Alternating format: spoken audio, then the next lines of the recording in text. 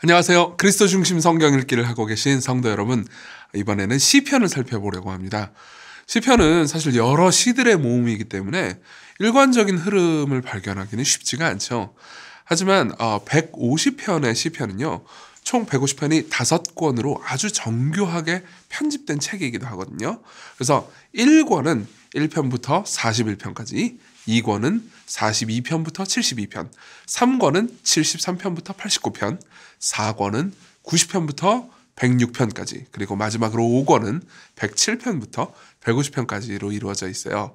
그리고 1권부터 4권은 맨 마지막 부분이 모두 이스라엘의 하나님 여호와를 영원부터 영원까지 송축하리로다 아멘 아멘 이라는 말로 마무리가 됩니다.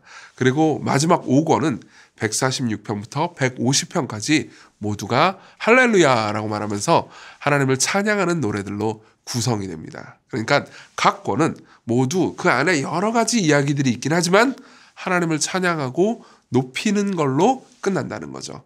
그러면은 오늘은 1편부터 20편을, 그리고 다음번에는 21편부터 40편을 볼 건데요. 일단은 이 전체를 보면서 1권의 내용을 한번 생각해보죠. 우선 1편과 2편은, 시편 1편과 2편은 아주 중요합니다. 왜냐하면 1편과 2편은 150편에 이르는 시편 전체의 주제를 말해주기 때문입니다. 일단 1편은 이렇게 말해줍니다. 복 있는 사람은 악인들의 꾀를 따르지 아니하며 죄인들의 길에 서지 아니하며 오만한 자들의 자리에 앉지 아니하고 오직 여호와의 율법을 즐거워하여 그의 율법을 주야로 묵상하는도다. 그는 시냇가에 심은 나무가 철을 따라 열매를 맺으며 그 잎사귀가 마르지 아니함 같으니 그가 하는 모든 일이 다 형통하리로다. 악인들은 그렇지 아니하며 오직 바람에 나는 겨와 같도다. 그러므로 악인들은 심판을 견디지 못하며 죄인들이 의인들의 모임에 들지 못하리로다. 무릇 의인들의 길은 여호와께서 인정하시나 악인들의 길은 망하리로다. 여러분, 이 시는 오랫동안 신앙생활 하신 분들이면 익숙하실 거예요. 이 시를 통해서 말해주고 싶은 주제는 간단하죠.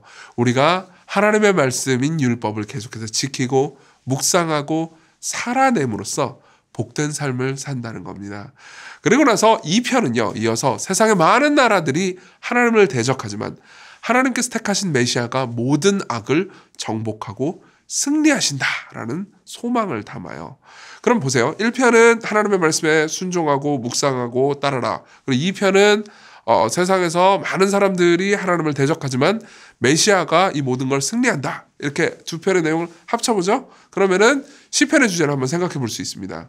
세상은 악하고 하나님의 말씀을 어기면서 계속해서 하나님과 하나님의 백성들을 대적하지만 장차 오실 메시아가 세상을 이기고 승리하실 테니까 하나님의 백성은 신실하게 인내하면서 하나님의 말씀을 주야로 묵상하고 지켜야 한다. 이게 시편 전체의 주제라고 볼 수 있겠죠.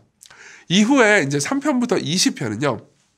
세상에서 고통과 핍박을 받는 성도들의 삶과 그리고 그 상황에서 성도들이 어떤 자세를 취해야 되는지를 말해주거든요. 그게 사실 1권의 주제이기도 해요. 일단 다음을 읽어볼까요? 제가 여러 이 편들의 말씀을 좀 읽어드릴게요. 3편 1절입니다. 여호와여 나의 대적이 어찌 그리 많은지요. 일어나 나를 치는 자가 많으니이다. 우리 삶을 살다 보면 이런 느낌 들 때가 있으시죠? 그렇죠? 4편 1절 내 의의 하나님이여 내가 부를 때 응답하소서. 곤란 중에 나를 너그럽게 하셨사오니 내게 은혜를 베푸사 나의 기도를 들으소서. 그러니까 그런 환난 가운데서도 하나님께서 내가 견디고 인내하면서 승리할 수 있도록 은혜를 달라 이거죠. 5편에 보면 나의 왕 나의 하나님이여 내가 부르짖는 소리를 들으소서. 내가 주께 기도하나이다. 전부 다 어떻죠? 모두 고통 가운데서 부르짖는 성도들의 탄식을 말해주고 있습니다. 이럴 때 성도들은 어떻게 살아야 될까요? 성도들은 하나님을 신뢰하며 인내하고 기도하는 삶을 살아야 한다고 말해주는 겁니다. 계속해서 이제 시편의 내용을 좀 볼까요? 9편 1절 내가 전심으로 여호와께 감사하며 주의 모든 기이한 일들을 전하리이다. 내가 주를 기뻐하고 즐거워하며 지존하신 주의 이름을 찬송하리니. 무슨 말입니까? 내가 고통을 많이 겪어도 내가 하나님 신뢰하면서 당신의 이름을 계속 찬양할 겁니다. 이런 내용이죠. 11편 7절 여호와는 의로우사 의로운 일을 좋아하시나니 정직한 자는 그의 얼굴을 배우리로다. 그러니까 고통 가운데 있다 하더라도 정직한 자는 언젠가 그분의 얼굴을 뵙는다는 거예요. 하나님께서 받아주신다는 거죠. 13편 5절 나는 오직 주의 사랑을 의지하였사오니 나의 마음은 주의 구원을 기뻐하리이다. 내가 이렇게 고통스러운 상황에서도 나는 주의 사랑을 의지합니다. 나는 주님을 기뻐할 겁니다. 이런 내용인 거죠. 그러니까 이 모든 내용들이 결국은 또 하나님의 말씀을 신뢰하고 순종하는 삶을 살도록 격려하는 대로 이어집니다. 다음에 말씀도 읽어볼까요? 15편 1절입니다. 여호와여 주의 장막에 머무를 자 누구 오며 주의 성산에 사는 자 누구 오니까 정직하게 행하며 공의를 실천하며 그의 마음에 진실을 말하며. 그러니까 말씀 잘 지키는 사람이 하나님 앞에 선다는 거예요. 그렇죠? 17편 15절 나는 의로운 중에 주의 얼굴을 배우리니 깰 때 주의 형상으로 만족하리이다. 고통 가운데 있다 하더라도 내가 하나님의 의 앞에 하나님의 의를 따를 때 하나님 앞에 선다는 거죠. 19편 9절입니다. 10절까지 여호와를 경외하는 도는 정결하여 영원히 이르고 이 경외하는 도는 성경의 말씀, 그러니까 율법을 가리키는 거예요. 여호와의 법도 진실하여 다 의로우니 금 곧 많은 순금보다 더 사모할 것이며 꿀과 송이꿀보다 더 달도다.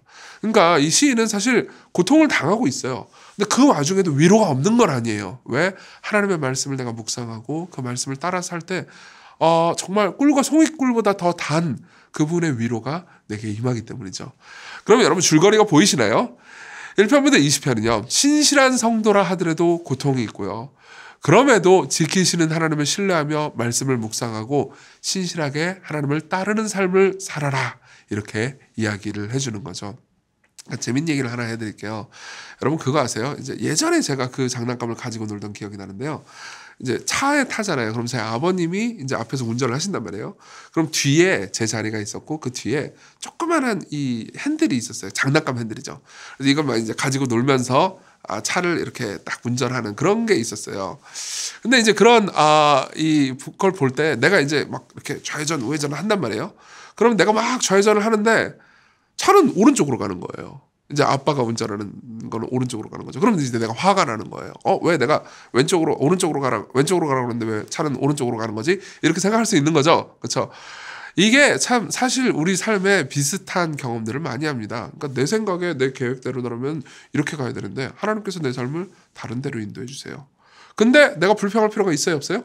없죠. 왜냐하면 나보다 훨씬 더 지혜롭고 나를 사랑해주는 내 아버지가 나를 내 계획보다 더 좋은 데로 인도해 줄 거니까요. 그러니까 하나님을 신뢰해도 된다 이겁니다. 이게 사실 시편 전체의 어떤 의미에서 주제라고 볼 수 있어요.